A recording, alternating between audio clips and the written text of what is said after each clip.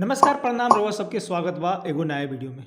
आज की वीडियो में ये जानल जाई कंपनी आईपीओ लावेला तो उ आईपीओ काहे लावेला, उमें से कितना परसेंट आईपीओ जौन बात ऑन चलेला, कितना बात ऑन आईपीओ ना चलेला, आईपीओ के का पावर रहेला, आईपीओ में इन्वेस्ट करे के चाही कि ना करे के चाही, सब कुछ ई वीडियो में डिटेल्स में जानल जाई। तो वीडियो बहुत ही मजेदार होके वाला बा। उससे पहले आईपीओ से बेसिक्स जान लेवल जा कि आईपीओ कोनो कंपनी काहे लावेला। आईपीओ लावे के पीछे के रीजन रहेला कंपनी के कुछ कंपनी के ऊपर कर्ज चलता ओके चुकतावे के बा, या कंपनी के ज़्यादा जरूरी बा बिजनेस के एक्सपेंड करे के बा। ऑल इंडिया हो सकता या ऑल वर्ल्ड में हो सकता, पूरा दुनिया में हो सकता, ओकरा एक्सपेंड करे के बा यानी कि बड़ा करे के बा, जेकरा वजह से कंपनी आईपीओ लावेला। अब एकरा के थोड़ा स्टार्टिंग से समझ लिया।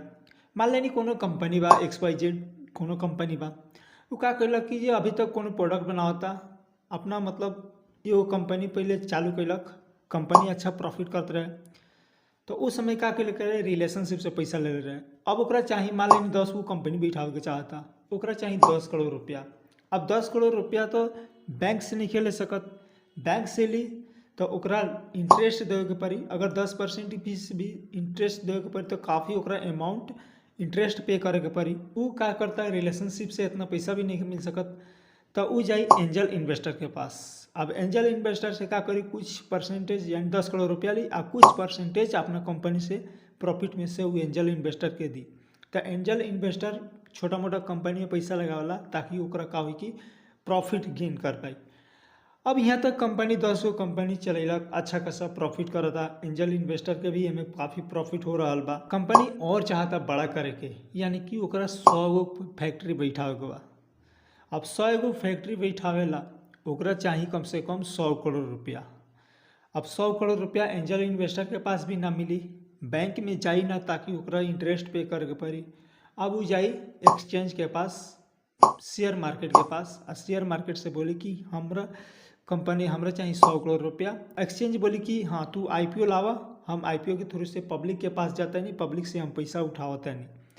तो ओकरा के एगो समय मिल जाला कि हाँ है तारीख के वो कंपनी अपन आईपीओ लॉन्च करी। याद रहे एक्सचेंज के पास अला गेला नथु कहरा मतलब कंपनी ना चल जाला एक्सचेंज के पास, ओकरा काफ़ी कुछ रूल एंड रेगुलेशन रहेला जौना के फॉलो करे के पड़ेला। ओकरा बाद जी कोनो कंपनी चला एक्सचेंज के पास, वहाँ पे लिस्ट होला, लिस्ट होला के बाद ओकरा एगो टाइम मिल जाला कि जे हे दिने अपना कंपनी की आईपीओ लावा, ये दिन से दिन अलाउमेंट हुई, ये दिने अपन मतलब लिस्टिंग हुई, तो ओकरा लिस्ट होके के एगो समय मिल जाला। अभी तक ओकरा आईपीओ लायल बा, लेकिन अभी तक ओकरा शेयर मार्केट में लिस्ट नहीं खेबल, लेकिन ओकरा एगो डेट मिल जाएगा बा कि हाँ हे दिन ओकरा के लिस्टिंग हो जाई, अनाउंसमेंट हो जाई। मान लेनी कंपनी के चाहिए 100 करोड़ रुपया, कंपनी ले लक 10 लाख मतलब लॉट ले लक, एगो लॉट में बाद 10 गो शेयर बा। अब 10 गो शेयर बा, एक शेयर के कीमत बा 100 रुपया। अब यानी कि एक लॉट की कीमत हो गल 1000। अब उनमें का कहल कि 10 लाख लोग के उनमें कह दिलक कि 10 लाख लोग हमरा कंपनी में इन्वेस्ट करो, ठीक बा। अब 10 लाख लोग का कहलक कंपनी में इन्वेस्ट कैलक, 1,000 रुपया दिलक, तो ओकर हो गल काम पूरा, 100 करोड़ रुपया मिल गल।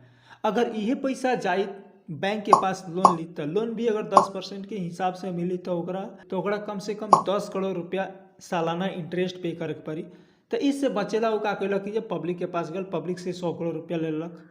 अब कंपनी आवे वाला दिन में अच्छा परफॉर्म करी तो जे 10 लाख लोग लगेले बा उनमें का करी कुछ ओकरा प्रॉफिट हुई, खराब प्रदर्शन करी तो लॉस हुई। आम पब्लिक इन्वेस्ट काहे करला, काहे ला अप्लाई करला, तो वो अप्लाई करला ताकि हो सकता फ्यूचर में ई कंपनी के आए वाला दिन में ग्रोथ हो पाई।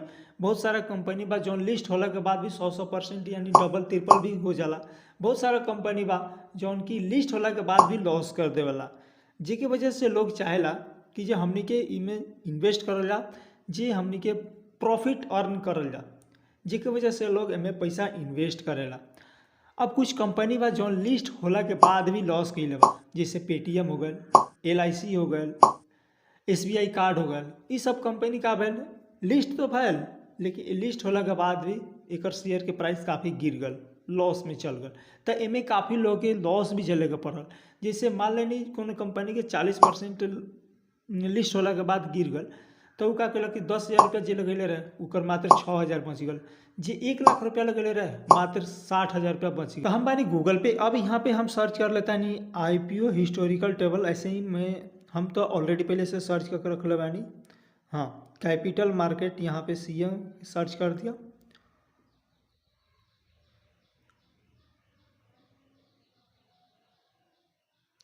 एमे देखल जाओ तो कितना परसेंट मान लेनी, यहाँ एगो कंपनी बा इनवीरो इंफ्रा इंजिन, इस 47% के लिस्ट होने के बाद 47% के मतलब प्रॉफिट दिले बा, 3% के प्रॉफिट बा, 2% के प्रॉफिट बा, 6% के प्रॉफिट बा।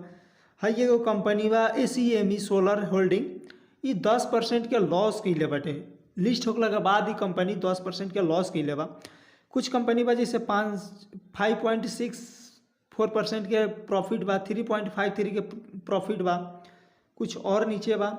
जिसे में 10 गो कंपनी बा, 10 गो कंपनी में ऑन एवरेज देखल जा 10 गो कंपनी बा, में टोटल 10 गो कंपनी के अभी लिस्ट दिखा होता, जिसमें 3 गो कंपनी लिस्टिंग के बाद लॉस कैले बा। लॉस भी ऑन एवरेज 11% 10% के लॉस कैले बा।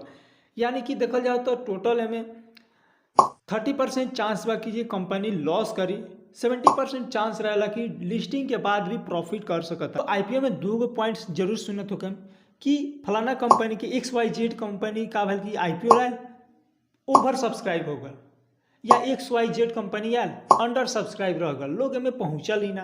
तो ये का होला ओवर सब्सक्राइब अंडर सब्सक्राइब। देखिए मोटा मोटी जानी, मान लेनी कोनो कंपनी IPO लाए 1 लाख शेयर लाए, 1 लाख शेयर आए, लेकिन लोग उनमें का कैलक कि 2 लाख लोग अप्लाई कर दिलक। तो यानी कि बहुत ज़्यादा पर शेयर पे देखल जाए तो 2 लोग अप्लाई कैले बा, यानी कि ये ओवर सब्सक्राइब हो गल।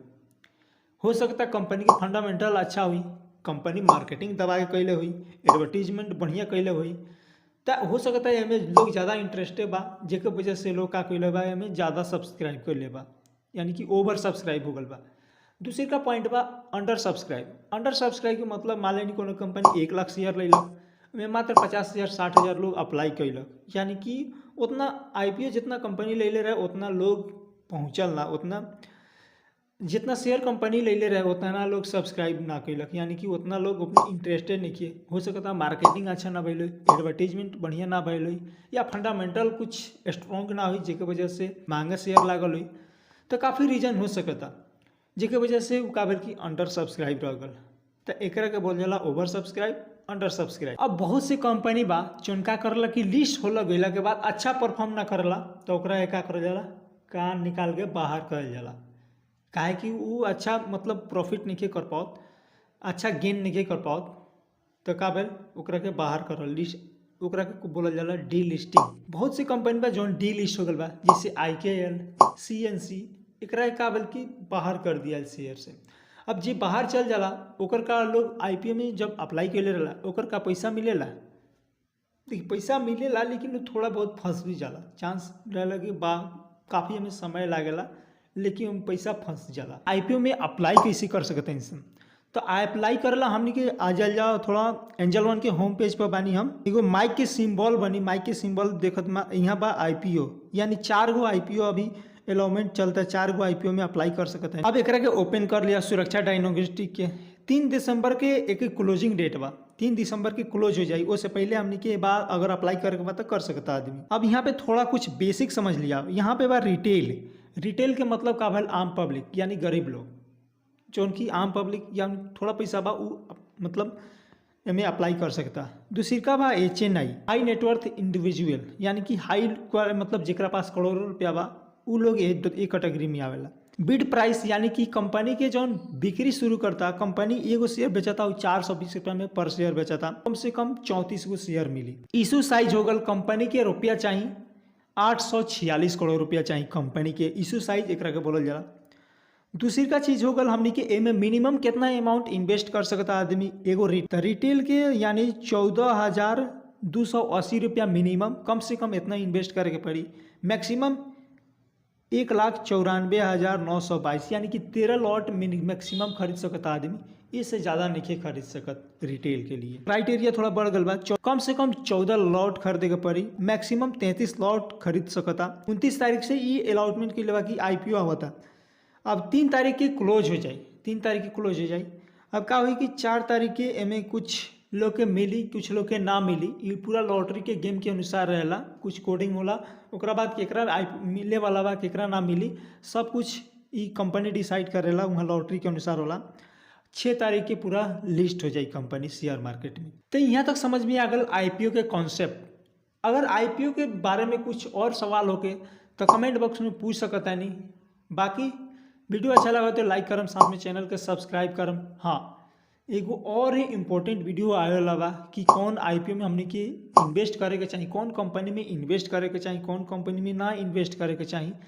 थोड़ा काफ़ी फंडामेंटल बात। तो जैसे का हुई कि हमने की 80% IPO के बाद तो छाट सकता नहीं सन, 20% IPO ही रखम सन सेलेक्ट करके जैमें हमने इन्वेस्ट करम सन। मिलता नहीं हम अगला वीडियो में, तब तक रहुआ सबके तहे दिल से प्रणाम। जय।